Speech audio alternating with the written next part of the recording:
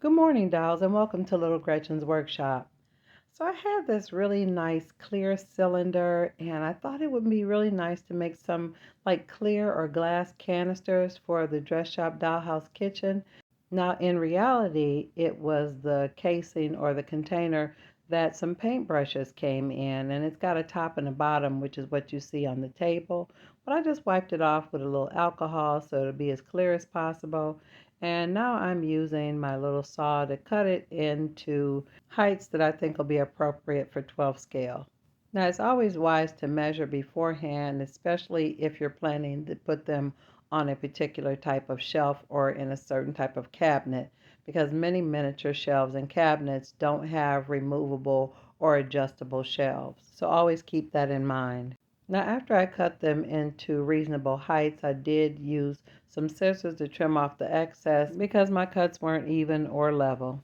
Now you can avoid this altogether by measuring and making sure your cuts are straight. Now there are a lot of different options you can use as lids for your little canisters, but I'm using some sewing notions that are actually used for making buttons. Now these can be found anywhere sewing notions or supplies are found, but I got these secondhand. And this little inside piece is the part that I think will be perfect for lids for my little canisters. Now you see me here putting them on the tops of the little cylinders that I've cut, and you can see here in this frame they fit perfectly. Now there were several other very nice pieces that I thought would be very useful for other projects that came in the little packet. I'm not going to use them, but I definitely think they should be a part of my what are you keeping that for stash. So I'm gathering those pieces together to put those among my supplies. You just never know what they may be handy for. Now that I've tucked those safely away among my what are you keeping that for items, let's go ahead and move on to the other part of the video. So now I'm cutting out some pieces of paper that I'm going to use to glue to the bottom of the cylinders to close them up. Now this is just simple. I believe it's like watercolor paper, so it's nothing special. It just needs to be a nice, firm, sturdy paper. And here I am using a little bit of the weld bond glue, just tapping it around the bottom rim of the cylinder.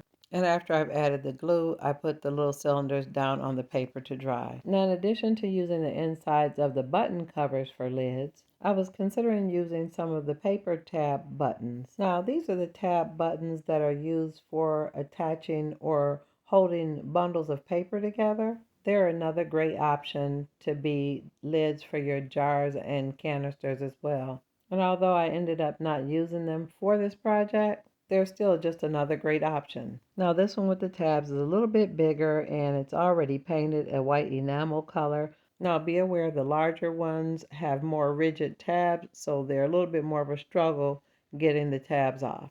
But when the tab came off, I thought it was really cute. I really liked that domed shape. So this is another really great example of how there are a lot of everyday items all around you that you can use to make miniatures. Now, in addition to the tab buttons, I also had some really nice bead spacers that fit really great as well. Now, after playing around with the clear cylinders, I started to think that it would really be great to make like some aluminum cylinders as canisters. So I took a piece of aluminum pan and I rubbed it on a piece of granite with my marker just to smooth out the ridges that were tooled into it, so I would have a nice flat sheet to work with. So don't ever be disturbed by your aluminum having little ridges in it. You can always rub them out. Now in this case, I'm just going to trim off this little extra part because I'm only going to need the bigger area. Now here I have a little tea light candle. I've already removed the little metal part for something else, but I've decided to use the bottom part that the wick is in. Now I hope I don't ever have to use this candle because I've removed that portion, but I thought this was a really nice piece that would be a great lid for my canisters as well. Now after removing it, I realized it was a little bit big for my clear cylinders, but I can make an aluminum canister that the lid will fit. So I took the smooth piece of aluminum and wrapped it around the body of a marker, and it bent it just enough to create a nice curve. Now I did separate it so that I could make more than one. And in the midst of deciding to make more than one, I wanted to make different sizes and heights. So for the smaller ones, I wrapped them around the handle of a sponge and then trimmed it down to size to give the canisters graduated heights. So I used the base of one of my sponge handles to create a tighter curve so that my cylinder would be slimmer. And again, be mindful if you didn't measure and cut it exactly straight, you will have to trim off some of the excess to make sure everything is level. And then I used my LOC-TITE super glue gel to close up the seams. Now you can overlap it a little bit, but you don't want to overlap it a lot and make it look lumpy. Now LOC-TITE super glue gel catches really quickly, but you'll probably have to hold it longer than you want to. So it's a really good idea to have you some tiny clothespins to hold the seam until the glue sets and dries. And it's a best practice to put the clothespins on both sides for a nice secure fit. And since that one was turning out nice, I went on to make more than one. And while the main body of the cans were drying, I cut some small pieces of aluminum, and I used the same technique by adding the glue to the bottom and then placing the can right on top of the aluminum and allowing it to dry.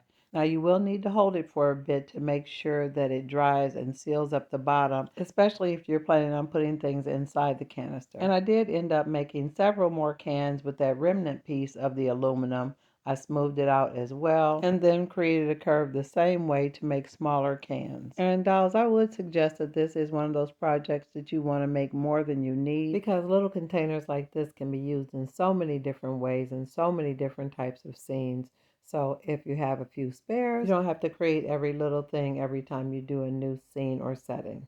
And I did make a few aluminum pieces that were too small to put the clothespins in, so I put a clothespin on the outside to help it keep its shape while it was drying. Now, when your aluminum cylinders have dried and the bottoms are solid, you're going to need to take the same amount of care and time to trim off the excess metal at the bottom. Be very careful because it can get very sharp, and you'll definitely need to take extra time to sand it off, to smooth out any sharp edges, so again that it won't be dangerous for you or your dolls handling them. Now dolls, these two ladles were from a previous project, and I will leave a link in the description, but I added dimensional magic to close up the holes. Now in this frame I'm doing a few finishing touches to those little metal lids that I got from the bottom of the tea light candles, and I cut off the finials to some spindles I had. Now the spindles are actually useful for so many different things, but I thought that little tip or that finial on it would be perfect to be the lid handles for my little canisters. And after playing around with things a little while, I realized they worked better on the little insides of the buttons than they did for the pieces that came out of the bottom of the candle.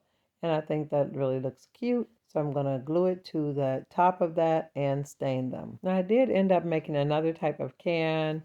A friend of mine had given me a really interesting shaped piece of glue stick, and I cut the glue stick and actually wrapped the aluminum around it. And after the body of the can was fully formed, I added glue to the inside and reinserted the glue stick to help it maintain its shape. And I think it'll really look nice among the other things in the cabinet to add a little variety. Now, in order to add weight and to fill space, I do use my hot glue. Now, I will be adding food and other things to these cans, including resin, and I don't want to have to use up all of my product to fill the container. Now, there are times when I would have added polymer clay, but because I've used super glue on these containers, I would never put that in my oven to heat up. So these containers cannot have clay baked in them. Now, if you have air dry clay, that would be fine. But in a pinch, hot glue works very well. But be careful, the aluminum gets really hot from the glue.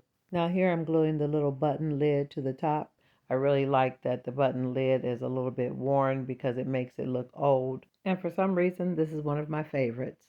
One of the first things I felt like my dolls needed in their new home was some coffee. So due to the fact that my actual coffee is way too precious to me than to seal up in a miniature project, I used the old tea bag. And inside these canisters, I think it looks very realistic. Now I only fill the canister part the way because I want it to look as though the dolls are using the coffee. And right in the middle of doing that, I started to glue the little handles onto the rest of the canister lids. And after I glued the knob onto the lid, I literally gave it a couple seconds to dry and then went on to add the glue around the rim of the canister to seal it all up. So while I was allowing that to dry, I went on to the next canister. Now sugar is absolutely a necessity for coffee, but I really needed something that looked like sugar but was not sugar, so I chose salt. And I wanted my dolls to have some additional options, so I wanted them to have tea. So I'm pretending that these parsley flakes are loose green tea leaves. Now, a little bit really does go a long way because I could definitely fill several containers or canisters with the amount of parsley flakes that's left in that. Now, after doing the tea leaves, I went on to seal it up, but I also added a little natural stain to the knobs of the handles. I think that warms up the look. Now, dolls, this is a ladle that I made in a previous video, and I used dimensional magic to close up the hole. I'm just painting it silver, and I will leave a link in the description so you can see when I originally created it. Now, dolls, this portion of the video is absolutely optional. These are some labels that I've had for a long time. Some of them were given to me, some of them I printed them and cut them out. Now, these that I'm cutting are from an old dollhouse subscription from many years ago. So this one actually fits really nicely on this jar, but I don't know if I actually want to label it. And as usual, while I was working, I got another idea. Now I have a larger jar and I still had some salt left, and I decided I wanted to make a really, really big jar of sugar, like the one for pantry storage and not for the breakfast room table. And right after I put the salt into the big jar, I remembered I had a tiny scoop that fits perfectly. And I really love this jar because it reminds me of something my grandmother had when I was a little girl. So dolls, now that all the canisters are done, I'm sorry, I just went on and started playing. So I'm just going to go ahead and let you watch. So I had quite a few cutouts, and some of these are labels that I used on the fruit crates. And if you haven't seen the fruit crate video, I will leave a link in the description for that. But I was just puttering around to just see what I could come up with.